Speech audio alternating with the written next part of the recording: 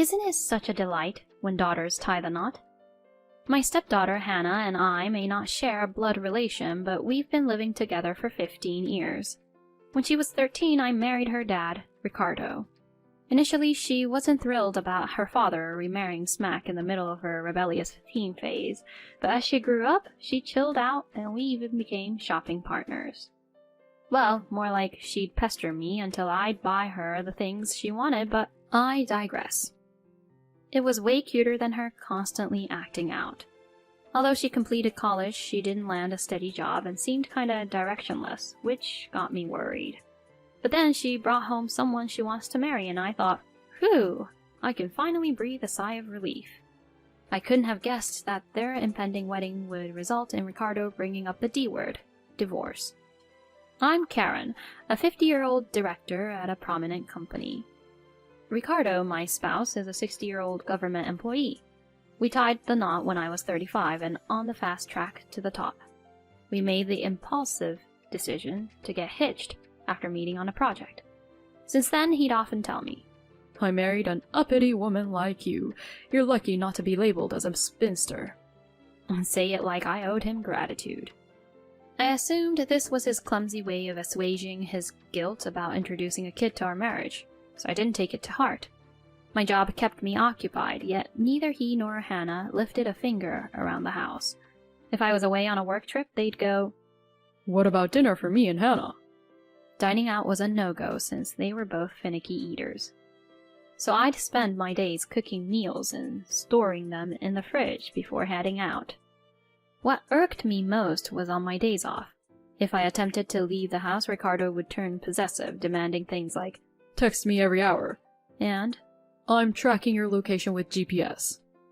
His ex-wife had cheated on him and left, which seemed to fuel his mistrust. Hannah, perhaps she was also traumatized, because anytime I spent too long on my phone, she'd nag. Are you chatting with your boyfriend? It was a pain when I didn't want her to see who I was talking to, but I thought their clinginess was because they cared about me. Looking back, I realized I was quite naive. The day Hannah introduced the man she wanted to marry was a gorgeous sunny spring day. They had a chance encounter at a bar, and he seemed like a stand-up guy. When I asked about his job, it turned out he was an employee at my company. He recognized my name, and we had a blast chatting about work. And then he left. Just when I was reveling in this pleasant moment, Ricardo and Hannah beckoned me to the living room. Curious why they were acting so serious, I complied. Well, can we say kudos? He began, and I thought they were expressing gratitude for raising a child not biologically mine. Nah, it wasn't exhausting at all. I've truly enjoyed raising our daughter. Thanks, Hannah. I replied, visualizing her blissful future with that terrific young man, feeling like the past 50 years of sweat and toil were being recognized. But then, he threw me a curveball. Well, thank you. You've fulfilled your role now. Fulfilled my role? I questioned, perplexed. That's why I said thanks. And also, so long. Unable to grasp his words, I blinked in bewilderment. Then, Hannah chimed in. Gosh, Mom, you're slow. We're moving in here. It's kinda cramped, you know? You're moving in? Well, I don't mind living together. I tried to keep up as they grew impatient. What I'm trying to say is that he'll start working now, and I'll handle the chores. Oh, that's a good thing. I tried to reply optimistically. We don't need two women here. Ricardo cut in impatiently. So, what's your point? Dad, just get to it. Hannah chimes in. As he sits up straight and gazes right at me, he proclaims. The truth is, I married you because I wanted a maid to look after Hannah while she was growing up. It was like a sledgehammer blow to the head. I never saw those words coming. Honestly, I thought you were an older and unattractive woman, but hey, you seemed to have a thing for me, and I guess there weren't many talkers for marriage. Seizing the perfect moment, Hannah interrupts. You are so stuck up and bossy, Mom. Constantly nagging and looking down on us. I just couldn't take it. I was resolute in disciplining her, strictly as a mother, but I didn't realize she saw me that way. I thought her defiance was just a teen phase. As they exchanged nods, they announced, "So, since you're no longer necessary, we're getting a divorce." Their words carried the heat of a triumphant, "Finally, we've said it. You had it coming." "Also, all the savings are mine. Make sure to leave my checkbook here," he adds. I went into a mental fog. This household that I believed would collapse without me, these two self-centered people, I endured their high-handed behavior thinking they'd be in a bind without me. They just didn't get it. No, I had to get out before they did. Quick, quick. Suddenly filled with an overwhelming sense of freedom, I stood up and blurted out, "Really? Well, let's get divorced." "Wow, you're surprisingly cool with this." He looked a tad shaken, but relieved that I wasn't putting up a fight. "Then pack your bags, pronto." He handed me the ready-to-go divorce papers. I hastily grabbed them, signed, and shoved them into my pocket, saying, "I'll file these at City Hall tomorrow." As soon as I submitted the divorce papers, I rang up a moving company and asked them to ship my stuff to a certain address. Just like that, I walked out of the house I had called home for 15 years. Fast forward 3 weeks, my phone buzzes at work. It's from Hannah's fiancé. To me, he was a stranger, but his urgent tone led me to duck into an empty conference room. "I had to get in touch. Sorry to disrupt your workday. Why aren't you at home?"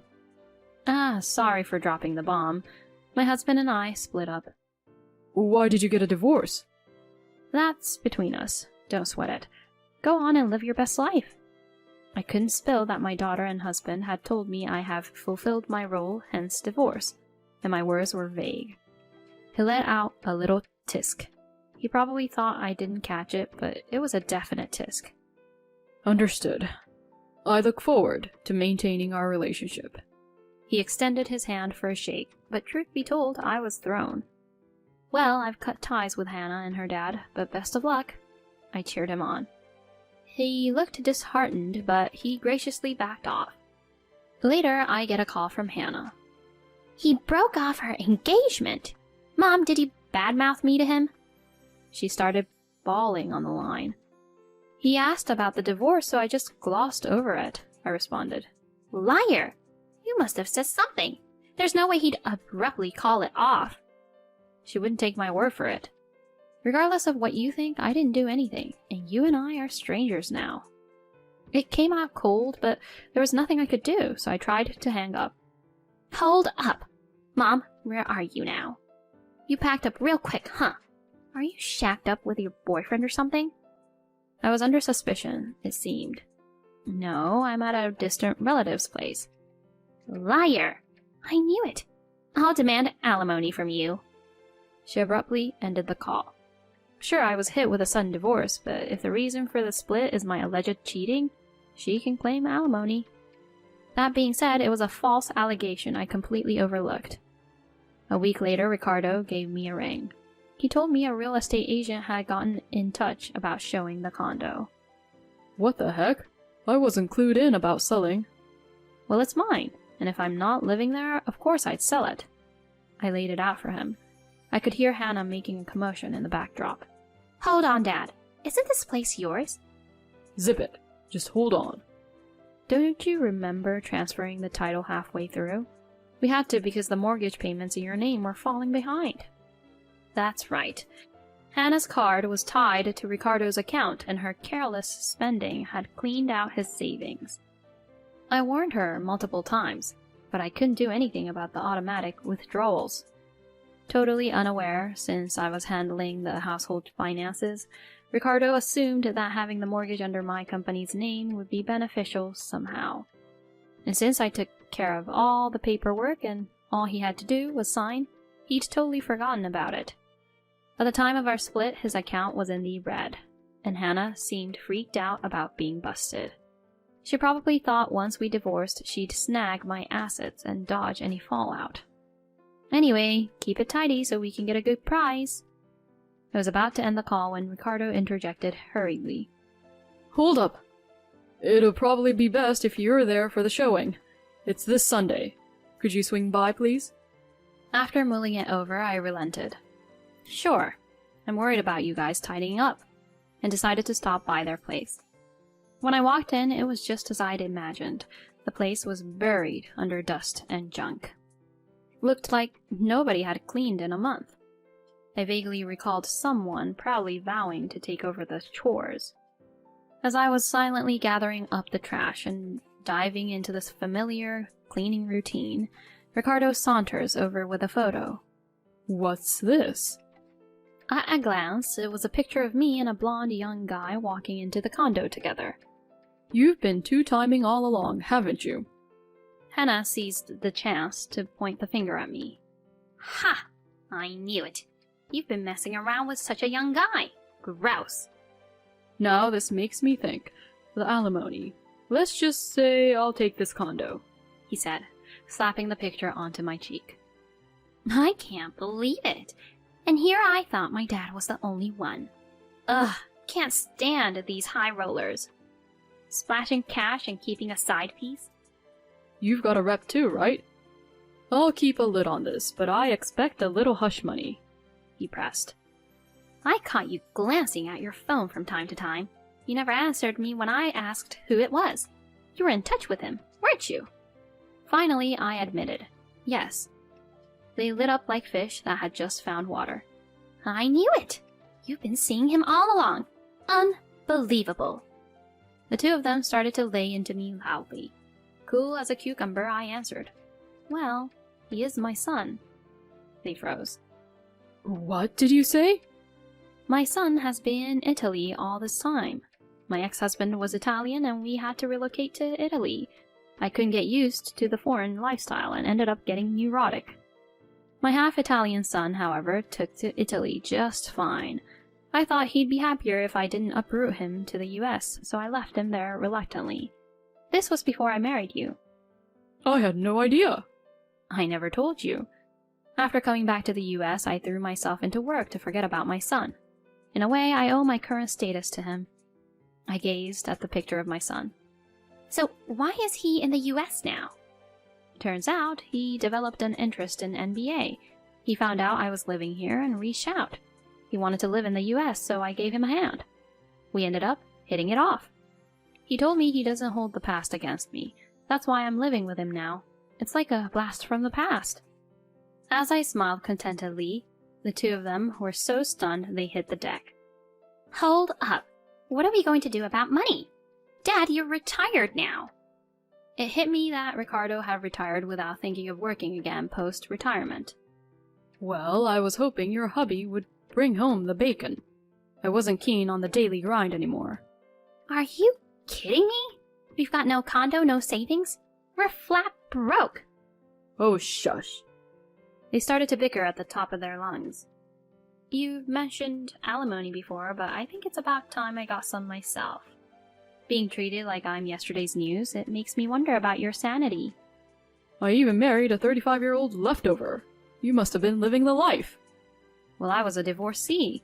I thought you were joking when calling me a leftover, but you were dead serious. I was floored. What about child support? You were technically my mom. Shouldn't you help raise me? Hannah, true to form, began to talk without thinking.